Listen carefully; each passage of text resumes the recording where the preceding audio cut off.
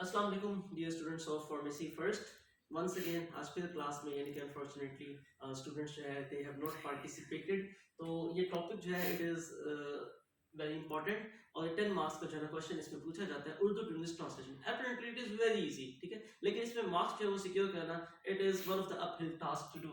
तो यहाँ पर कुछ इसके ट्रिक्स हैं that is I am just going to share it to you. ये एक पैराग्राफ मैंने आपके सामने लिखा है, उसके बाद इसकी ट्रांसलेशन भी आपके सामने हमने पेश की है। तो ये आप इसको क्रैम कर लेंगे। यूजुअली स्टूडेंट्स का जो एक मिजाज होता है, माइंडसेट होता है, लेकिन उसको बेसिकली क्रैम नहीं करेंगे। इसको हमने स्टार्ट कैसे करना है, बेसिकली इसकी ट्रांसलेशन करनी कैसे है, ये मैंने यहाँ पे बनाई हुई है, लेकिन इसको करने का एक मेथड मैं आपके सामने कन्वे करता हूँ। सबसे पहले जो है ना आप इस पैराग्राफ को मुकम्मल रीड करेंगे। मुकम्मल रीड करने से आपको फायदा ये होगा, आप एक तो टेंस को आइडेंटिफाई कर लेंगे कि इसमें टेंस कौन सा यूज हो रहा है और किस टाइप के सेंटेंसेस यहाँ पे यूज हुए हैं, कंपाउंड सेंटेंसेस कितने हैं, स्ट्रक्चर कौन कौन से यूज हुए हैं, और इसमें से बहुत सारे वर्ड्स ऐसे हैं जो कि बहुत मुश्किल है। ठीक है, तो बस स्टेप बाय स्टेप लेके चलता हूँ। अब मैंने इसे पढ़ना शुरू किया, मुझे मिसाली की इंग्लिश मुश्किल लग रही है, तो मैंने मिसाली के ऊपर नंबर 1 कर दिया, मुफीद को भी हाईलाइट कर दिया। ऐसे ये आप देख रहे हैं कि मैंने ना जो भी मुश्किल अल्फाज हैं इन सबको मैंने नंबरिंग करके इधर जो है वो यहाँ पे मैंने की ना एक वोकैबुलरी वाला जो है ब्लॉक बना लिया, कॉलम बना लिया। अब इसमें हर वर्ड की ना मैंने यहाँ पे ट्रांसलेशन मेंशन कर ली, तो मतलब मेरा एक स्टेप तो मेरा आसान हो गया।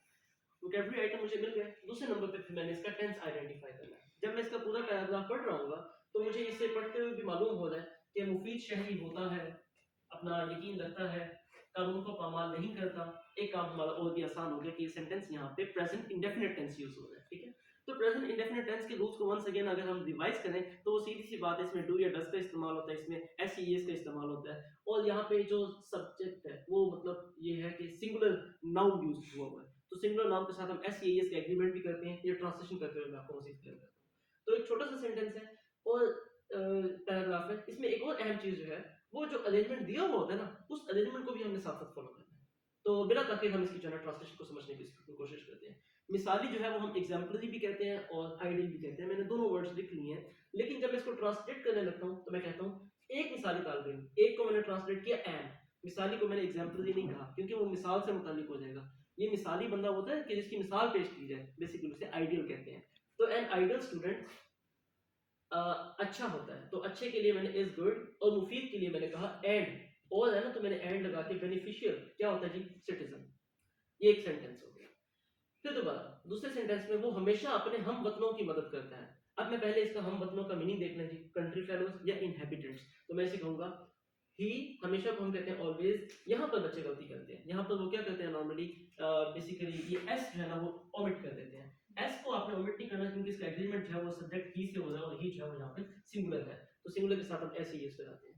तो ही always helps his country fellows. Country और फेलोज के दरमियान ना मैंने एक छोटा सा हाइफन लगाया है। ये बेसिकली जो है ये पंक्चुएशन मार्क्स में यूज होता है और ये कंपाउंड नाउन के लिए हम इस्तेमाल करते हैं। कंट्री और फेलो दो नाउन है, इनको मिलाने के लिए मैंने हाइफन लगा दिया। उसके बाद जी थर्ड सेंटेंस देखें, वो अपने मुल्क के नजरिए पर यकीन रखता है। अब यकीन को, नजरिए को मुझे नहीं पता, तो मैंने यहाँ पर देखा नजरिए को आइडियोलॉजी कहते हैं और थेरी भी कहते हैं। यहाँ पर थेरी तो नहीं हो सकती, थेरी तो वो जो नजरिया पेश किया जाए, यहाँ पर ये क्या होगा, आइडियोलॉजी। ठीक है, तो यहाँ पे मैंने वर्ड पिक किया, ही बिलीव्स। अब अगेन मैंने यहाँ पर इस चीज को आपने बड़ा ही कॉन्शियसली देखना है, ये that is for a reason. तो बिलीव जो है अगेन ये सब्जेक्ट वर्ब एग्रीमेंट कर रहा है। ही बिलीव्स किस चीज पर, मुल्क के नजरिए पर, on the ideology of his country. अब इसको लिखने का एक और तरीका है, शायद आप लिखे हो गलती करें, he believes on his countries ideology. अक्सर बच्चे ऐसे लिखेंगे तो ये गलत हो जाएगा, क्योंकि कंट्री जो है ये नॉन लिविंग बीइंग है। नॉन लिविंग के साथ हम पोजेशन यूज नहीं करते, नॉन लिविंग को हम जो है वो आइडियोलॉजी ऑफ द कंट्री करेंगे, अदरवाइज ये गलत हो जाएगा। नेक्स्ट है जी, वो अपने जाती मफाद या शोहरत के लिए कानून को पामाल नहीं करता। ज़ाहिर बड़ा मुश्किल लग रहा है, देखते हैं सर। जाती मफाद को हम क्या कहेंगे, सेल्फ इंटरेस्ट। शोहरत को हम क्या कहेंगे, फेम या पॉपुलैरिटी। और पामाल करने को हम कहेंगे इग्नोर या एक्सप्लॉइट। मैंने दोनों वर्ड साथ साथ इसलिए लिखे हैं ताकि आप खुद ही डिसाइड करेंगे कि यहाँ पे कौन सा सूटेबल है। तो हम यहाँ पे देखते हैं, वो पामाल नहीं करता, he does not exploit. He as singular, again मैंने डज का इस्तेमाल किया। ही डज नॉट एक्सप्लॉइट, पामाल को हमने एक्सप्लॉइट किया। The law of his self interest, he does not exploit the law, वो कानून को पामाल नहीं करता। एक आइडिया ये हो गया, एक क्लॉज ये हो गया, किस चीज के लिए, for his self interest. Self और इंटरेस्ट के दरमियान मैंने डैश लगाया, देखें अगेन वो कंपाउंड नाउन वाली बात है। और फेम, फेम यानी कि शोहरत। अब यहाँ पर मैंने एंड फेम नहीं लगाया, मैंने और फेम लगाया, क्योंकि यहाँ पर आप पैराग्राफ में देखें तो यहाँ पर भी हमें यही चीजें हमें नजर आ रही है, जाती मफाद या शोहरत, या चूंकि चॉइस के लिए है इसलिए मैंने यहाँ पर और लगाया, इंटरेस्ट और फेम। उसके बाद है जी, वो मुकम्मल तौर पर पहले तो इसको हम ट्रांसलेट कर लें, इस आइडिया को चंक्स बना लेंगे छोटे छोटे। ही कंप्लीटली डिवोट्स, किस चीज को, अपने आप को मुल्क की तरक्की के लिए वक्त कर देता है। ही कंप्लीटली डिवोट्स, चूंकि अपने आप को एक लफ्ज है तो हमें यहाँ पे एक रिफ्लेक्सिव प्रोनाउन हिमसेल्फ यूज करना है, जो कि मैंने पहले भी डिस्कस किया हुआ है।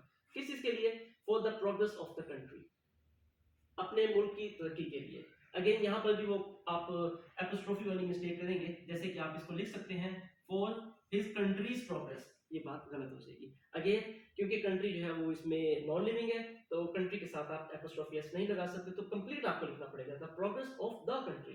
अब यहाँ पे मैंने दा लिखने के इतना तकल्लुफ क्यों किया है, क्योंकि मुल्क जो है उसका है, वो मुल्क एक स्पेसिफिक कंट्री की बात करें, इसलिए हम यहाँ पर दा लगाएंगे, और प्रोग्रेस जो है वो हम उसको दा से रेफर करेंगे, यहाँ पे कंप्लीट हो जाता है। इसके बाद जी वो अपने मुल्क, सकाफत, मुआशरे और रिवायत से प्यार करता है। He loves, अब जो जो चीजें उनको मैंने तरतीब से लिखा, He loves the culture, यहाँ पे आती है, मुआशरा, सोसाइटी, all को मैंने एंड किया, रिवायात को हमने ट्रेडिशंस कर दिया। क्या करता है उनको जी, लव, प्यार करता है, इसको मैंने लव्स कर दिया। अगेन यहाँ पर ऐसी इसका एग्रीमेंट आप देख सकते हैं। ये